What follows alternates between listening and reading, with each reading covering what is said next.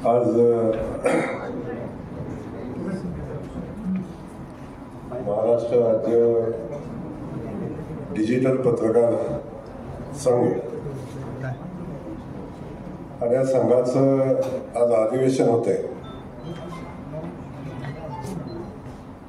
आणि वानखेडे साहेब आज एका वेगळ्या स्टेजवर आहे, तसा मी टेन्शनमध्ये आहे. तसा जयकुमार गोरे सहजासहजी टेन्शन घेत नाही, माझ्यामुळे अनेकांना टेन्शन घ्यावं लागतं, पण आज इथं मी टेन्शनमध्ये आहे. माझ्या बाजूला देशातला एक मोठा पत्रकार, एक मोठा विचारवंत, की जो आपल्या विचारानं देशातल्या अनेक गोष्टीवर देशाचं मत बनवायची क्षमता असणारा असा एक मोठा पत्रकार माझ्या बरोबर असतो. तर अनेकदा आपले व्हिडिओज, आपले विचार अनेकदा मी ऐकलेले आहेत आणि अनेकदा वानखेडे साहेबांनी मत मांडले म्हणजे त्याच्यात विश्वासार्थ आहे असं वाटणारा मी माणूस आहे. म्हणजे तुम्ही आलाय म्हणून अजिबात बोलत नाही, मी खरं बोलणारा आणि आहे असा पसंत असला तर हो म्हणा, नाही तर सोडून द्या म्हणणारा माणूस आहे. पण मी माझी भूमिका प्रामाणिकपणे मांडतो. अनेकदा आपले भूमिका मी बघत असताना मला त्याच्यामध्ये विश्वासार्हता वाटणारा पत्रकार म्हणून आज आपल्याकडे बघतो आणि तुमच्यासोबत आज बसायची कार्यक्रम करायची संधी मिळाली. मी ज्या कार्यक्रमाचा उद्घाटक आहे त्याचे तुम्ही अध्यक्ष आहात म्हणून निवेदकानं जेव्हा तुम्हाला बोलायला सांगितलं तेव्हा मी लगेच सांगितलं की ते अध्यक्ष आहेत कार्यक्रमात. तेव्हा कार्यक्रमाचा अध्यक्ष हा कार्यक्रमातला सगळ्यात मुख्य माणूस असतो, त्यानं अध्यक्ष भाषण हे सगळ्या पाहुण्यांच्या नंतर करायचं असतं. तेव्हा आपले मनापासून या ठिकाणी स्वागत करतो, कारण ही माझी कर्मभूमी आहे. माझं व्यक्तिमत्व ज्या मातीमध्ये घडलं ती माती सांगलीची आहे. की मी शिक्षणाच्या निमित्ताने इथं आलो. इथं आल्यानंतर मला पहिल्यापासून थोडं तब्येतीचं छंद आहे. पहिल्यापासून आरोग्य म्हणजे ते आरोग्य म्हणतात, मी तब्येत म्हणतो आणि तब्येत सांभाळायचं असं की आरोग्य आपोआप मागे येतं तब्येतीच्या. इथंच मी कॉलेजचं शिक्षण माझं इथं झालं. व्यवसायाला सुरुवात इथंच केली आणि विशालजी जे बोलले, विशालजीने काय मतं मांडले तर ते आहे की अनेक माझे सहकारी त्यावेळी माझ्यासोबत खेळणारे, माझ्यासोबत फिरणारे, माझी सोबत राहणारे संजूभाऊ इथं आहेत. ते मला पहिल्यापासूनच सिनियर आहेत आणि तेव्हा ते राजकीय क्षेत्रामध्ये, पत्रकारितेमध्ये स्वतःचा पेपर, स्वतःची आयडेंटिटी असणारं व्यक्तिमत्व होतं. तुमच्या बाजूला पलीकडे एक आमचा बसला आहे मित्र पप्पू डोंगरे म्हणून आहे. तर ते 10 बाय 10च्या पत्र्याच्या खोलीत राहणारं पोरगं, आम्ही सोबत होतो. आता बघितलं अर्ध माधवनगर त्याच्या नावावर आहे. सांगलीच्या कुठल्याही चौकात गेला, सांगलीच्या कुठल्याही चौकात गेला आणि पप्पूची बिल्डिंग नाही असं नाही, पण 10 बाय 10च्या खोलीत राहणारं पोरगं पहिल्यांदा 2000ला ग्रामपंचायतीचं सरपंच करायला काय काय उपयोग केले त्याने आता इथं सांगत नाही, पण त्यावेळी जर ते सरपंच झाले नसते तर आज हे व्यक्तिमत्व उभं राहिले नसते. असे अनेक सहकारी घडले. तर विशालजी या ठिकाणी, विशालजींना मी लहानपणापासून मी बघतोय आणि थोडंसं दादांचे नातू हा विषय होता, त्यामुळे सुरुवातीच्या कालखंडामध्ये दबून राहिलेलं व्यक्तिमत्व, पण परखड आणि स्वतःच्या विचाराने पुढे जाणारा एक नव्या पिढीतला एक युवक म्हणून आज त्याच्याकडे बघायला आपण सगळेजण बघतोय. आणि आता खासदार म्हणून काम करत असताना ते खूप चांगलं काम आज करताना आपण बघतोय. तेव्हा पक्ष पार्टीचा विषय सोडून पक्ष कुठल्या पक्षाचा आहे काय आहे, शेवटी कुठल्याही पक्षात असला तरी माणसाला स्वतःचा विचार असतो आणि तो विचार जो प्रकटपणे पुढे घेऊन जातो तो चालत राहतो. शेवटी आपल्याला कुणाचा तरी आधार घ्यायला पुढे जाताना कुठल्या तरी प्लॅटफॉर्मकडे आपल्याला जायला लागतं, हा विषय येतो.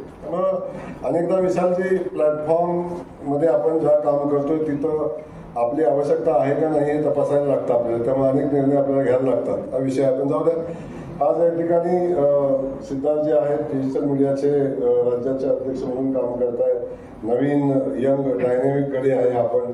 आता त्यांचं आज फोनवर आम्ही बोलत होतो, पण आज प्रत्यक्ष बघण्याची योग आला.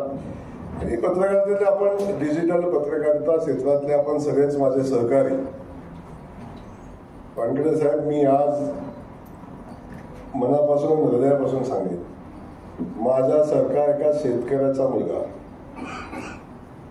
ज्याला शेती सोडून दुसरं काही नाही होतं, आणि एक रेशनिंगचं दुकान, किराणा मालाचं दुकान माझ्या वडिलांचं, ते पण गावखेड्यातलं, ते पण गावची लोकसंख्या 700 लोकसंख्येचं गाव.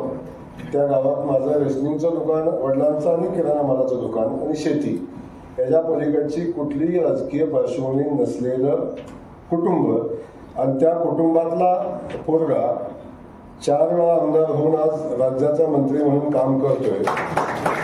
या सगळ्या माझ्या प्रक्रियेमध्ये जर मला सगळ्यात मोठी साथ, सगळ्यात मोठं ताकद आणि माझे विचार पुढे घेऊन जायला आणि मला प्लॅटफॉर्म कोणी दिला असेल तर तो आमच्या पत्रकार बांधवांनी दिला.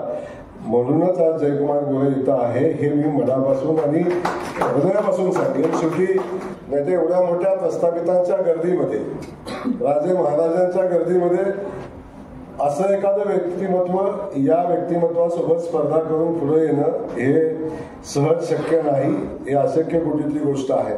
त्यामुळे मला सांगताना अभिमान वाटतो की मी अनेकदा म्हणतो की माझ्या पत्रकार बांधवांनाही सांगत असतो, आणि संजय भाऊ आपण म्हणला, पण माझं आणि माझ्या आयुष्यात कधीही पत्रकाराचं भांडण झालेलं नाही.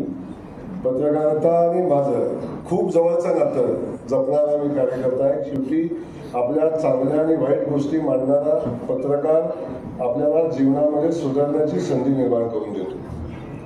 आपलं कौतुकच करणारा माणूस, कायम कौतुक करणारा माणूस आपल्याला घडवू शकत नाही. आपल्या उणीवावर बोट ठेवून आपल्याला त्याची जाणीव करून देणारा हा खऱ्या अर्थानं कोण असतो तो आमचा पत्रकार बांधव असतो. त्यामुळे कुठलीही कसली बातमी आली तरी त्याला स्वीकारण्याची क्षमता आपल्यामध्ये असेल आणि त्यातून काही शिकण्याची परिस्थिती आपल्यामध्ये निर्माण झाली तर मला वाटतं खूप काय घडतं. त्याचं उदाहरण म्हणून मी बघतो. आणि तुम्ही मगाशी म्हणला की इथं आहे एक अशी काय घटना घडली की वानखेडे साहेब माझ्यावर सातत्यानं 100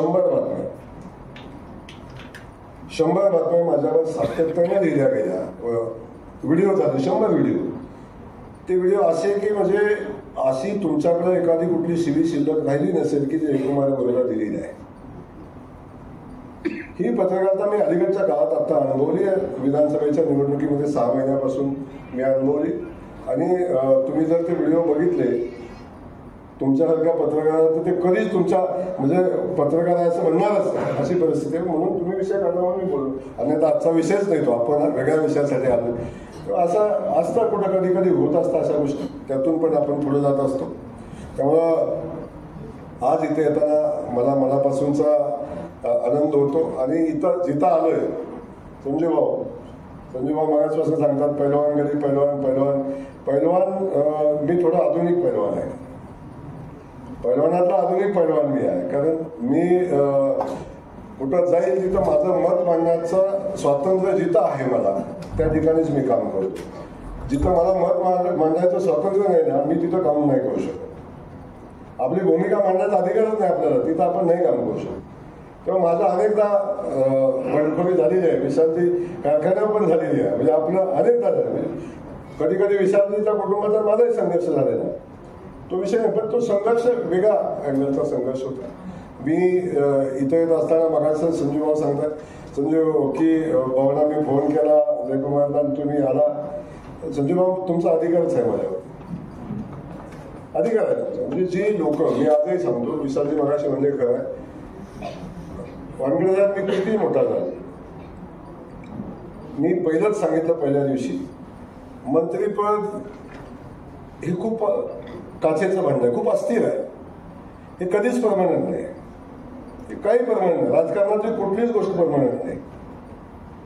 त्यामुळे राजकारण आपण घडवत असताना आपल्या पायापासून ज्या गोष्टी आपल्यासोबत होत्या, जी लोक आपल्यासोबत होती तीच आपल्यापर्यंत शेवटपर्यंत राहणार आहे. आज मी पहिलाच सांगितलं की मंत्रीपद लगेच होईल माझी होते, काय वेळ लागत नाही त्याला माझी आजी व्हायला. पण आपण जे कर्तृत्वानं इथंपर्यंत आलो आणि तेव्हा जे मला जयाभाऊ नावाचं एक पद लागले, भाऊ नावाचं पद लागले ना संजय भाऊ, ते मी अस्थिवर जाताना सुद्धा ते सोबत राहणार आहे, ते राहणार नाही. आणि ती भूमिका ठेवून आपण काम करायची भूमिका घेतो. त्यामुळे संजय भाऊ आपण एक फोन केला, प्रत्यक्ष भेटलोय नाही कार्यक्रमाला या म्हणून सांगायला, असं अजिबात मला गरज भासली नाही की आपला एक सहकारी आत्मीयतेनं सांगतोय की तुम्ही आलं पाहिजे. फक्त मी एक सांगितलं की बाबा तुम्ही तुमच्या लोकांना विचारून घ्या मी चालतो का, नाहीतर पुन्हा वांग्याचा कार्यक्रम नको. त्यामुळं आपण तुम्हाला चालत असताना मी नक्की येतो. आणि आज या ठिकाणी संजूभाऊ आलो आपण मला बोलवलात. आपण संजूभाऊ फक्त साहेब पत्रकारच नाही आहेत, तेवढेच मजबूत राजकारणी पण आहेत. राजकारणी आहे, संस्था आता बघितलं यांच्याकडून शिकलंच पाहिजे मला. आता मगाशी जे सांगत होते आमच्याकडे काय काय आहे हे सांगताना मला आता लक्षात राहिलं नाही. लक्षात राहिलं नाही एवढं संस्था त्यांच्या आले तर काम करा. म्हणजे हे सगळं उभं केलंय आपण आणि किती संघर्षात्न केलं मला माहिती आहे. ही संस्था पुन्हा आपण घेत असताना केलेला संघर्ष, त्यातनं झालेल्या यातना सगळं माहिती आहे. त्यामुळे यात आपलं तुमचा काय वेगळा नाही संघर्ष, कदाचित तुमच्यापेक्षा अधिकचा अनेक संघर्ष माझ्या वाटायला नाही. त्यामुळं या कार्यक्रमाला तुमच्यामुळे मला येता आला याचा मनापासूनचा आनंद आहे. आज आपण बघतो वेगानं डिजिटल मीडियाचं महत्व, वेगानं डिजिटल मीडियाचं महत्व आज वाढताना आपण बघतो. प्रिंट मीडिया तर आहे, त्याचं महत्व अनन्यसाधारण आहे. आणि आजही ते काय मी कमी झालं म्हणणार नाही, ठीक आहे, वाचक थोडासा कमी होऊ शकतो. कारण आता सगळ्या बातम्या तुम्ही आज मी काय म्हटलं हे दुसऱ्या दिवशी छापायची वाट बघायचं कारणच नाही. आता एखादं माझं वाक्य गेलं पण असेल पुढे. म्हणजे ही जी परिस्थिती आज आहे ते लोकांना या सगळ्या गोष्टी प्लॅटफॉर्मवर मिळत असतात. पण आजच्या घडीला डिजिटल मीडिया हे सगळ्यात महत्त्वाचं साधन आज आहे या देशामध्ये. डिजिटल मीडियाचा वर्ग आपण बघितला. आज जवळजवळ माझ्या हिशोबानं 40 ते 45 कोटी लोकांच्याकडे मोबाईल आहे आज फक्त भारत देशात, भारतात. आणि या 40-45 कोटी 50 कोटीच्या आसपासच्या मोबाईलमध्ये डिजिटल मीडियाचा वापर करणार किंवा बघणारे, त्यामध्ये व्हॉट्सअप असेल, अगदी स्नॅपचॅट असेल, फेसबुक असेल, हे सगळं बघणाऱ्याची संख्या किमान 30-35 कोटीच्या आसपासची असेल, जी अमेरिकेच्या लोकसंख्येच्या दुप्पट आहे. 20 कोटीच्या आसपासची अमेरिकेची लोकसंख्या असेल, त्या लोकसंख्येच्या दुप्पट आपले लोक आहेत की जो डिजिटल मीडियाचा वापर करतात आणि प्रत्यक्षात वापरतात. अशा पद्धतीची परिस्थिती आहे. आज आपण बघितलं मार्केटिंगमध्ये तर डिजिटल मीडिया आहेच आहे. आता सगळ्यात एखाद्याला कुणाला उठवायचा आणि कुणाला झोपवायचा कार्यक्रम ठरवलं सगळ्या डिजिटल मीडियानं, तर कुणाचा कार्यक्रम काय खरं काय खोटं ठरवण्याचे आम्हाला आमचं हेच नाही काय खरं काय खोटं सांगायचं आम्हाला, ते तुम्हीच ठरवायचं हे काय खरं आहे काय खोटं आहे असं ठरवू शकता एवढी क्षमता आहे. आज सकाळी हे राज्य कुठल्या दिशेनं न्यायचं आहे हे तुम्हीच ठरवता. ही क्षमता आहे. आज एवढी मोठी क्षमता आहे की दिवसभर मग त्याच्यावर स्पष्टीकरण देत दिवस कधी जातो कळत नाही. हे झालं काय ते झालं याच्यावर चर्चा करून चर्चा चालू ठेवायचा एवढी क्षमता आज आहे. तर मी सांगेन आपल्याला की शेवटी आज लोकशाहीचा 4था स्तंभ आहे. पत्रकार हा देशातला सगळ्यात महत्त्वाचा घटक आहे. आणि कदाचित मी सांगितलं की तुम्हाला एवढ्या परखडपणे किती मोठा नेता असला, कुणी असला, किती मोठा उद्योगपती असला, तर किती छोटा पत्रकार असला तर त्याच्यावर तेवढ्या परखडपणे लिहू शकतो, विचार मांडू शकतो. कदाचित आम्ही विचार करतो आपण ह्याच्यावर बोललो तर आपलं काय होईल. पण पत्रकार असे अनेक परखड पत्रकार आहेत की जे त्याला तमानं बाळगणारे आणि अनेकांची डोकी जाग्या बांधण्याची क्षमता असणार आहे. सत्तेचा माज उतरवणारी पत्रकारिता, सत्तेचं माज उतरवणारी पत्रकारिता सुद्धा आज आपण बघतो की अनेक पत्रकार आहेत की ज्यांनी अनेकांची सत्तेची असणारी मस्ती उतरवायचं काम केलेलं आहे. त्यामुळे हे सगळं आपण बघतो. या सगळ्या प्रक्रियेमध्ये आपलं जे काम डिजिटल मीडियाचं आहे वादातीत आहे. त्यामुळे माझं या माध्यमातून आपल्याला एवढंच सांगायचं आहे की शेवटी ही नव्या पिढी घडवत असताना शेवटी या पिढीचं नुकसान होऊ नये, या पिढीचं नुकसान होऊ नये ही मात्र आपण काळजी घेतली पाहिजे. व्यंकटे साहेब, मी माझ्यासारखा एक सगळ्यात सॉफ्ट टार्गेट राजकारणी असते हे तुम्ही मान्य करा. मी सांगायचं करा सगळ्यात सॉफ्ट टार्गेट कोण असेल तर राजकारणी असेल. पण ठीक आहे, काही राजकारण्यांच्या बाबतीत आपण संशोधन करणं आवश्यक आहे. पण एक राजकारणी घडायला साहेब एक पॉलिटिशियन घडायला, एक राजकारणी घडायला त्याचा एक खूप मोठा संघर्ष असतो, खूप मोठा संघर्ष असतो. माझ्यासारखा घडायला तर शून्यात नाही साहेब. ज्याला पहिल्या दिवशी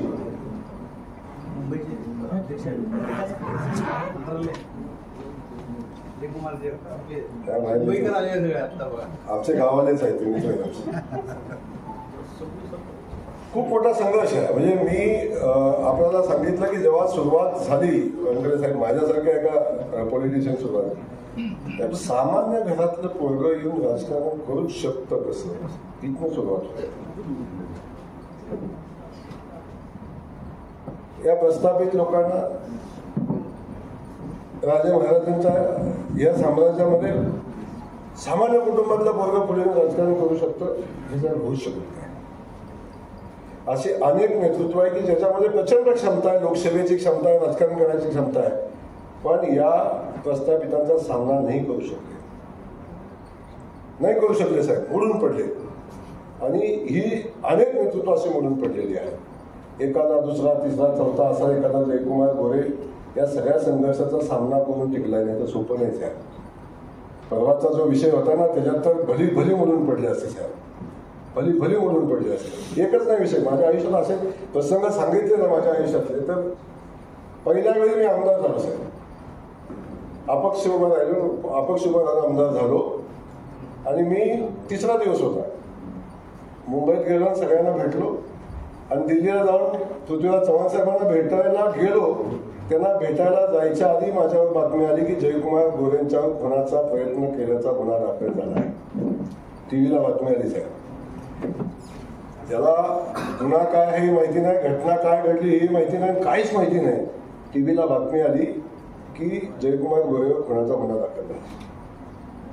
काय होता तो गुन्हा, तर जयकुमार गोरेनं पोलिसाला सुपारी दिली आणि माझ्या विरोधातल्या उमेदवाराला मी निवडणूक जिंकल्यावर सगळं झाल्यावर त्याला म्हणायचे जयकुमार गोरेंनी सुपारी दिली. पोलिसाला सुपारी देतच आहे.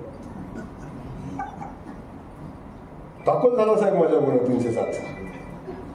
मी नव्हतो तिथं, घडलं काय माहिती नाही. पहिल्या दिवशी तिथून जी सुरुवात माझ्यावरची आजपर्यंतची आहे ना, प्रचंड संघर्षातनं इथंपर्यंत आलो साहेब.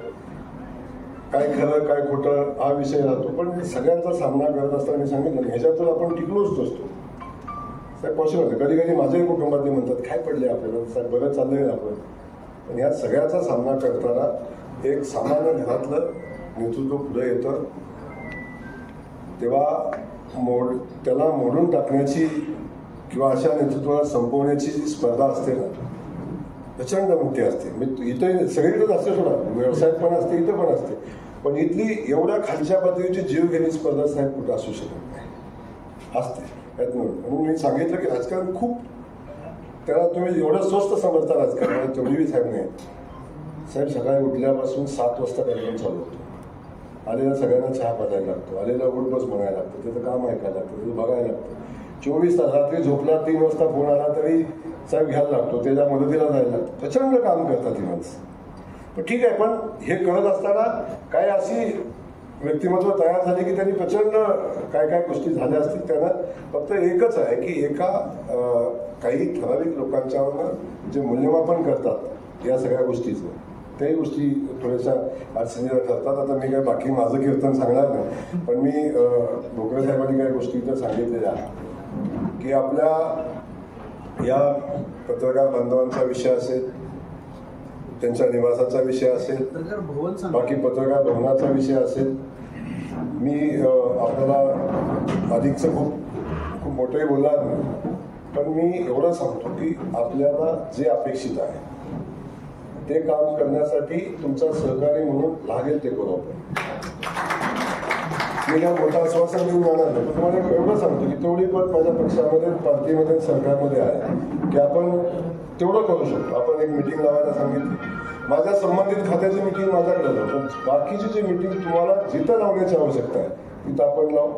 मला मुख्यमंत्री मोदयांसोबत बसू, आणखी कुणासोबत बसू. आपल्याला ज्या गोष्टी अपेक्षित आहेत त्या गोष्टी करायसाठी मुख्यमंत्री सुद्धा ते सक्षम आहे आणि त्यांना ह्या सगळ्या गोष्टी करतात. अनेक गोष्टी त्यांनी केलेल्या आहेत. पण या सगळ्या परिस्थितीमध्ये या मीडियाच्या संदर्भातली, डिजिटल मीडियाच्या संदर्भातली जी गोष्ट आहे ज्या गोष्टी करणं अपेक्षित आहे त्या सगळ्या गोष्टी करण्यासंदर्भात नक्की माझी प्रामाणिक भूमिका राहील. पत्रकार बंधू आपण सगळेजण पुढे बसला, माझी विनंती एवढीच राहील की अनेक व्यक्तिमत्व खूप संघर्षातून घडतात. एवढाच विचार व्हावा की आपल्या एका बातमीमुळे याचं आयुष्य संपून जाईल. त्याच्यातली वास्तव सत्यता तपासणं, त्याच्या दोन्ही बाजू तपासणं, या सगळ्या गोष्टी राहतात. अनेक व्यक्तिमत्व संपून गेलेली आहे. मी पहिल्या दिवशी अनेक प्रसंगातनं मी गेलो, एकाच प्रसंगातनं नाही, मी अनेक प्रसंगातनं गेलो. ते मला अडवायला दुसरं काहीच मिळालं नाही साहेब. आणि आता तर ह्या 7 वर्षात काहीच मिळालं नाही म्हणून 9 वर्षापूर्वीची केस काढून अडवायचा प्रयत्न केला. आता तर काहीच नाही मिळालं. आता सोडून काही सापडलं नाही म्हणून 9 वर्षापूर्वीची केस काढली. त्यालाही काही नव्हता बेस, त्यालाही काय बेस नाही. तर मी आता सांगितलं, आता जर माझा मोबाईल काढला, माझ्या विरोधात केलेला प्लॅन, त्याच्यामध्ये असलेली सामील असलेली सगळी लोक, सगळ्यांचं रेकॉर्डिंग माझ्याकडे आहे. फक्त तपास चाललाय म्हणूनच थांबलो. आता का बोललो होतं की डिजिटल मीडियाला मी मनापासून धन्यवाद देईन. आज मी खऱ्या अर्थानं मी संजू भाऊ सगळ्या डिजिटल मीडियाला धन्यवाद देईन की एका पत्रकारावर माझ्यावर केलेला जो विषय होता, यामध्ये पत्रकारासोबत डिजिटल मीडिया नाही राहिली, डिजिटल मीडिया माझ्यासोबत राहिलीच आहे. एवढा धन्यवाद देईन त्यांना की चूक बरोबर त्यांनी तपासलं, बघितलं. आताही दाखवलं, 90च्या 90 मी तुम्हाला दाखवली. पण मला आनंद व्हायचा आहे या सगळ्या मीडिया सोबत उभी राहिली. अनेक मीडियाच्या लोकांनी मला फोन केला, भाऊ तुम्ही काळजी करू नका, आम्ही सोबत आहे, आम्हाला माहिती आहे चुकीचं. साहेब असली माणसं कुठं मिळणार आहे? म्हणजे एखाद्या या परिस्थितीमध्ये घावला तर ठोका सोडू नका, ही गणित असतं साहेब. पण इथं एवढ्या चांगल्या विचाराची माणसं इथं आहेत, या पत्रकारितेमध्ये आहेत, याचा मला मनापासूनचा गर्व, अभिमानपणा आहे की आणि आपण सगळ्यांनी जी साथ वेळोवेळी मला दिली. आता व्यक्तिगत मानाचा विषयच नव्हता, पण आलो शेवटी विषयच आता नवीन ताजा चालू आहे म्हणून मी बोललो. आणि म्हणूनच मी संजय भाऊला म्हणलो होतो, भाऊ मी चालतोय का बघा, नाही तर पुन्हा बोललो. त्यामुळे मी एवढंच सांगेन की आपल्या सगळ्या पत्रकार बांधवांना आपल्याला अधिकार आहे. आपली लेखणी नाही चालली तर आम्ही सुरातन तालात चालणारच नाही, लक्षात ठेवा. आम्हाला सुरातन तालात ठेवायचं असेल आणि सरळ रस्त्यावर ठेवायचं असेल ना, तर तुम्हीच अपेक्षित आहे, तुम्हीच पाहिजे. आणि ते काम तुम्ही इमानतपणे करताच आहे. अजून सुद्धा सरकार वर खाली कुणाचंही असलंच आहे तरी सुद्धा त्यांना सारखे टीव्हीकडे बघायला लागतं, काय येतंय का आपल्या विरोधात. आलं तर एका मिनिटात फोन येतात, हे काय चाललंय, हे सगळं. नाहीतर हिटलरशाहीच आपल्याकडे आपल्याकडे बघितलं, हे सगळं एवढं सगळं असलं तरी सुद्धा ही सगळी व्यवस्था जागेवर ठेवण्याचं काम कोण करत असेल तर आमचा पत्रकार बंधू करतो, आमची मीडिया करते. आणि ही मीडिया ज्या यानं आपण चाललाय अशाच पद्धतीने चला. सिद्धार्थ आपण संघटना आहे, संघटना म्हणून काम करतात.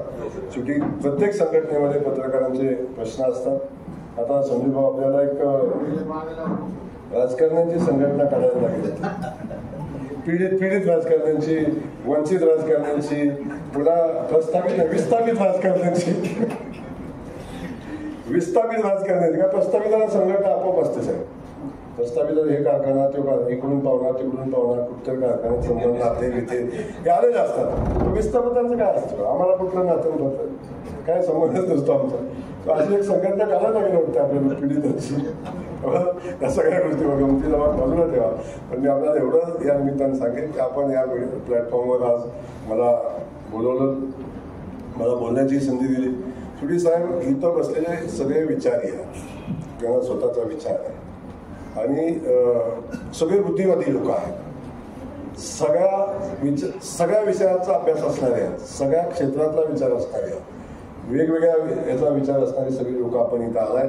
आणि यांच्यासमोर आता आमच्यासारख्या येऊन काय कीर्तन सांगायचा असा विषय येतो. पण ठीक आहे, आपल्याला जेवढं जमतंय तेवढं भूमिका मांडण्याचं काम करतो. पण मी एवढंच पुन्हा एकदा सांगेन की आपलं खूप मोठं योगदान माझ्या या वाटचालीमध्ये आहे.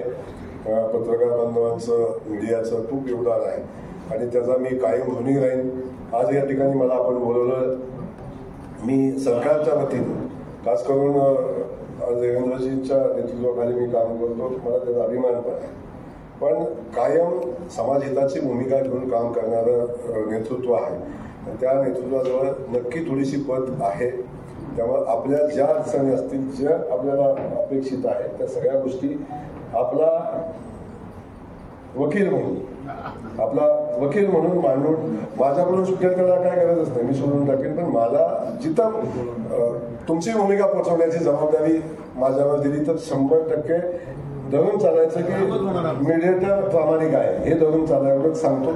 आपल्या सगळ्यांना मनापासून धन्यवाद देतो. संजयजी आपल्याला धन्यवाद देतो. खास करून आज वानखेडे साहेब इथं आहेत. साहेब खरंच मला मनापासून हार्टली मनापासून आनंद आहे. कधी वाटलं नव्हतं की आपल्यासोबत बसून कार्यक्रम करण्याचा योग येईल. तो योग आज या ठिकाणी आलाय आणि म्हणून आपल्यालाही मनापासून या ठिकाणी स्वागत करत असताना आपल्याला धन्यवाद देतो. आपल्या पत्रकारितेला मनापासून अभिवादन करतो की खूप चांगली पत्रकारिता, खूप चांगले पत्रकार आपल्या रूपाने या देशामध्ये आहेत. याचा आम्हाला मनापासून आनंद आहे. आणि शेवटी आपल्यासारखी पत्रकारिता असल्याशिवाय मी सांगितलं ना की ताणसूर राहणार नाही. ते ताणसूर राहण्याचं काम आपण करता म्हणून आपल्याला धन्यवाद देतो. माझ्या सगळ्या पत्रकार बांधवांना धन्यवाद देतो. संजयजी आपल्याला मनापासून धन्यवाद देतो. थांबतो. जय हिंद, जय महाराष्ट्र.